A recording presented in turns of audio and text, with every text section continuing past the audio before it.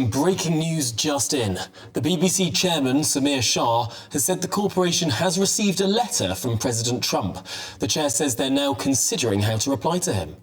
Asked if Mr Trump has said that he will be suing the BBC, Mr Shah said, "I do not know that yet, but he's a litigious fellow, so we should be prepared for all outcomes." Just to repeat that breaking news, the BBC has now been in receipt of a letter from President Trump. They haven't yet, though, divulged whether or not Mr Trump is going to sue them. So we'll keep close to you on that breaking news. But let's now cross line to GB News' national reporter, Will Godley, who joins us live from Broadcasting House. So, Will, we have now got the news that Donald Trump has written to the BBC and warned them that something is coming, but we don't know what yet. Will? No news yet what that might be. These revelations came amid the BBC chair sitting down with BBC News in the building behind me earlier on, and they are now publishing lines that they're getting from that interview. Of course, after he gave that written letter and apology to MPs who asked for that from the Select Committee, the Media, Culture and Sports Select Committee, about how exactly this could possibly happen in the first place. This was, of course, a documentary that aired over a year ago now, BBC Panorama, the BBC's flagship current affairs programme, in which now the BBC are admitting that the way they edited Donald Trump's speech gave the impression that he made a direct call for violent action. Well, that is what they have apologised for today, apologising for, in their words, an error of judgment. Since this reporting came about last week in the Daily Telegraph, the BBC have said they have received 500 complaints about this editing, and that is what's prompted further reflection from the BBC. Of course, two very high-profile resignations yesterday. The Director General, Tim Davie, and their CEO of News, Deborah Turness, when she was entering New Broadcasting House behind us earlier on today. She accepted that mistakes were made, but told reporters that there was no institutional bias at the BBC, and that is something echoed in the chair's letter to MPs today. They said that they take Mr Prescott's concerns seriously, but that they said the fact that BBC, as he alleges, sought to bury stories is simply untrue. And in order to tackle some of what he has come forward with, these allegations of systemic bias at the BBC, they've said they are going to immediately appoint a new director of documentary and long form who would oversee BBC Panorama and other documentaries and pieces of journalism at the BBC to avoid these kinds of mistakes, as the BBC are calling it, from happening in the future. Mr Prescott also alleges that systemic bias in BBC Arabic's coverage of the war in Gaza, and they have said in this apology that they have recently appointed a new Arabic-speaking head of editorial who will oversee that channel to avoid any problems arising in the future. But all of this comes amid the BBC entering into talks to renew their charter. That is what keeps them going and how they get their funding. And this charter that they currently have runs out in 2027. So it's very, very important for the BBC to enter into conversations amid an atmosphere with the public trust at a high point. But all of these scandals and this latest scandal, which has led to two resignations, no doubt leading public trust in the BBC and BBC News to fall even lower. Well, Godley, thanks indeed for braving the storm there, both literally and figuratively, outside New Broadcasting House. We'll be back with you a little bit later in the programme. Phone into a surveillance device, harvesting your data, tracking your location, and selling your information to corporations. Unplugged built the Upphone to fight back. It's the only smartphone with hardware-level privacy protection, completely blocking data harvesting at the source. It features a physical kill switch that cuts power instantly when you want to go dark, giving you control big tech took away. Unplugged puts privacy and sovereignty first. The Upphone is built to British standards, designed to keep your data in your hands with independent servers, its own app center, and no corporate gatekeepers. You can access what you choose. No censorship, no app bans, just freedom. Everyone else is playing by big tech's rules. Unplugged rewrote them. The Upphone runs on an operating system with 0 backdoors and a firewall that blocks thousands of tracking attempts every single day. The Upphone includes a host of unique security features. The device can be set to have its memory wiped regularly, and if someone demands your PIN code, well, you can give them a false PIN that will wipe the device. It's called Emergency Reset. Privacy isn't a feature with Unplugged, it is the foundation. To get yours today, click the link in the description now. All right, well, joining us now is a former BBC journalist, Danny Shaw. Danny, thank you for joining the programme. Are you surprised at what has sort of transpired at the BBC? Because when you were there, did you feel a sense of a one-sided culture? I worked at the BBC for 31 years, and I do think that it suffers, as many organisations do, from a groupthink at times, when there are too many people in the same room who read the same newspapers and come from the same areas, whether it's too much of a sort of metropolitan view of things, or whether it's a kind of left or soft left view of things.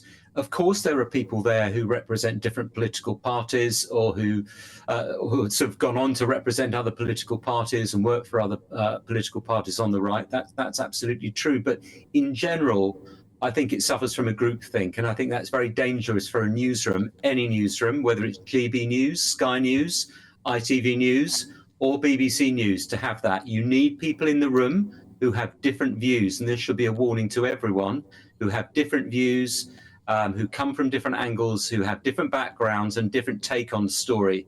And I think that sometimes in the BBC that didn't happen. And I think what has happened here, I think the other thing that was that my impression is the BBC is very defensive at times. And when a mistake is made and it's challenged about it, its sort of default reaction is to sort of put up the shutters and say, oh, we haven't got anything wrong, we've done nothing wrong here.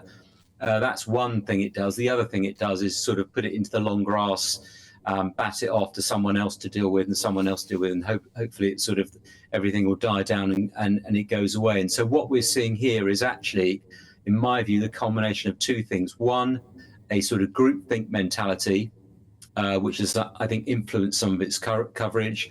And secondly, not dealing with complaints robustly enough when they first come out. I mean, this Trump program went out, I think, last year, and there was a report about it, I think, 6 months ago. Why wasn't it dealt with? I mean, it's a fairly obvious mistake to me. It was internally edited, that clip, to give a different meaning to the speech. And that's basic. That is very basic in broadcast journalism. You don't need to be a rocket scientist to tell you that they made a mistake there. There may be reasons for it, and there may be mitigation, but they should have admitted that really early on, and now they're facing all sorts of consequences because of it.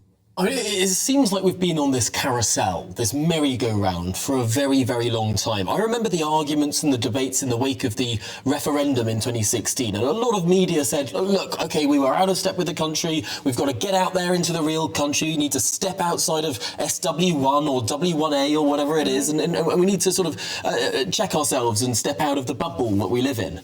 And then again, we had that in 2019, and it seems like we're having that conversation again now. I wonder if the fundamentals are just so difficult to adjust, given the people that come out of universities and want jobs in the media.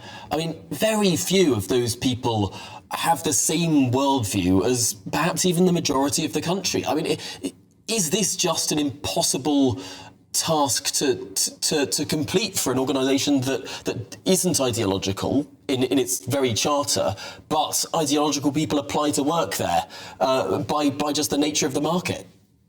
I think it's a very good question. And look, I do think you need to be realistic. The BBC produces thousands of programmes on radio, television, and articles online and on social media every single day. There are so many outlets. Of course, there are going to be mistakes. Of course, there are going to be misjudgments, as there are on any news channel. That's inevitable, particularly when you do a lot of live programming. But I think you're right about the background. The media, the creative arts, journalism tends to attract people from a certain background who perhaps have a certain worldview. Not everyone, but it does tend to lean in that direction, which is why it's so important that as the leadership, you need to ensure that you are trying to reflect a diverse view and that you get out the office. I mean, I was guilty of it as a Home Affairs correspondent at the BBC, reporting on immigration in the 2000s. And then, in the lead up to the Brexit referendum, when immigration was obviously a key topic. And I was guilty, as were others, of probably not getting out of the office enough and not talking to people and understanding people's concerns about the changing character and nature of their communities. And there weren't enough people in the room who probably said, you need to get out and understand what people are doing. And so it's about management and leadership to do that. And the other thing is you leave your political affiliations at the door. I think there is a lot of younger people at the BBC coming in with, and perhaps that isn't drummed into them enough. This is not a campaigning organisation. You do not campaign on issues at the BBC. You report them impartially. You can bring your experiences to bear in terms of journalism, but what you don't do is you leave your politics behind and you leave your campaigning behind. All right, Danny Shaw, thank you very much. I think are we asking too much of the BBC to be able to be impartial? Because as Danny said, there are so many facets to the BBC. But one thing I would say, though, is Panorama is their flagship documentary arm, one of the biggest shows that's been going on for years and years. If you see it on Panorama, you believe it and you trust it. So you would just think that on something like this, and when you're dealing with somebody who is the leader of the free world, you just wouldn't mislead. You just wouldn't mess up. And yet they did. And yet they have. Would you? I mean, you've literally changed the meaning of something that he has said. And now President Trump has written to the BBC. Yeah. We understand this letter threatens legal action. Let's speak to our political correspondent, Olivia Utley, about this, because there isn't really an equivalent of the BBC in the United States. I mean, I suppose it's inexorably tied up with the British state. I mean, this is really troubling for not just the BBC as a corporation, but actually Britain as a country. If this flagship element with Britain in the name has attracted the ire of the world's most powerful man. Well, absolutely. And I'm fascinated in what Keir Starmer makes of all of this. He has spent a lot of the past year trying to cozy up to President Trump, trying to get various deals between the UK and the US. We saw that a state visit from President Trump recently where Keir Starmer was sort of touching his shoulder, bending down to pick up some papers that Donald Trump has dropped. He is desperate to get in Donald Trump's good books. And contrary to what many people thought, obviously, these two men are very, very different animals. The President of the United States and the Prime Minister of the United Kingdom have formed what seems to be quite a close bond. But that bond could be under threat. Donald Trump has been very, very critical in what he's said about the BBC. And as you say, Tom, the BBC is sort of inexorably linked with Britain as a whole. Now, of course, Keir Starmer doesn't have any say on who becomes the next Director General. That is a matter for the board. And although the BBC is funded by the taxpayer, it is independent from the government. But to an American audience, to perhaps Donald Trump and definitely to a lot of his followers, that distinction will be semantics. They will think the British state broadcaster, they will understandably think, is connected to the British state. So what if there is some kind of implication? What if American voters, even if the president himself understands that this isn't true, they may believe that Keir Starmer somehow sanctioned this editorial mistake, as the BBC are calling it, which changed the meaning of what what Donald Trump said. And if that is the case, there could be serious ramifications on that special relationship between the UK and the US. So what Tim Davies seemed to have originally at least put down to just being a sort of minor problem in an editorial suite, some sort of junior employee accidentally splicing together these two different speeches, presenting them as one without making it clear that they had edited it, that has turned into what could be quite a serious diplomatic incident, especially if Donald Trump goes ahead and does what he says and attempts to perhaps sue the BBC. I know that he is aware, though, and his administration are aware that it is publicly funded. I suspect he probably feels quite sorry for the British public because obviously we've had to put up with the BBC. But I'm wondering, what do you think now in terms of what our political class will be doing? Because of course Keir Starmer, he's away. He hasn't said anything at all yet, has he? No, Number 10 is saying that they do not believe that the BBC is institutionally corrupt. They don't believe that it's institutionally biased, and they have made clear that they are supportive of the BBC's aims. They have praised the BBC, and they have said that it is a good thing that they have now apologised. That is the official statement from Number 10. Obviously, Nigel Farage, who lots of people in this country are now seeing as the opposition almost, even though of course the Conservatives are the official opposition in the UK. Nigel Farage has so much momentum behind him, he almost holds a figurative opposition seat. He has gone much further, and in a press conference this morning he said that the BBC has been institutionally biased for decades. He said that it is wholly unsustainable in its current form, and when I asked him who the next Director General of the BBC should be, this is what he had to say.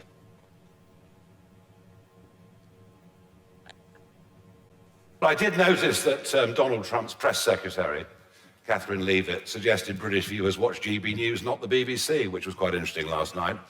Look, I don't know who comes in from outside, but it's got to be somebody from the outside. As I said, I think it's somebody from the private sector. It's somebody that's gone into a failing organisation and has turned around not just the profitability of the organisation, but turned around the culture of the organisation. And my worry, Olivia, with the BBC is it employs its people from such a narrow segment of society that I don't think they think they're biased at all. So Nigel Farage obviously not pulling his punches there. I think whoever is Prime Minister at the next election, whether it's Keir Starmer or Nigel Farage, there will be very serious questions about that BBC Charter, about how the BBC is funded in the future. That decision is due to be made at the end of 2027. And there are plenty of politicians, definitely from Reform, lots of Conservatives too, but even some in the Labour Party who believe that the current licence fee model is outdated and needs to be reformed. And I think this crisis, the Director General and the Head of News resigning at the same time, completely unprecedented crisis, has come at a very, very bad moment for the BBC if they're hoping to keep the licence fee.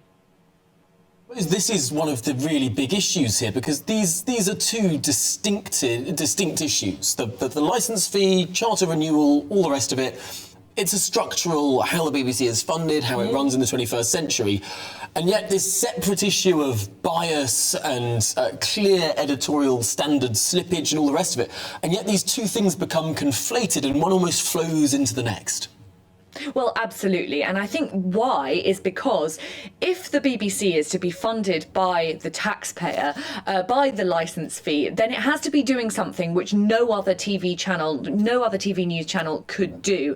And perhaps there is a niche for the BBC, for a state-funded channel, for a taxpayer-funded channel, if it is able to give completely impartial news, if it isn't beholden to anyone higher up, if it is simply an instrument of the state to get across impartial news. If it begins to fail to do that, if those editorial standards start slipping and bias starts creeping in, then there is a question mark over what the BBC is for in this day and age. As I think you mentioned earlier, Tom, the BBC has been around since almost the dawn of British television. And at that time, that was sort of the only way that people got their news. Now there are such a plethora of ways to get news. If the BBC wants to make itself different, then it has to be doing something completely different from all the other channels. Something so completely unbiased, washing its hands of all kinds of politics. And if it can't do that, then where is the future for it? And that's the question that politicians are asking at the moment.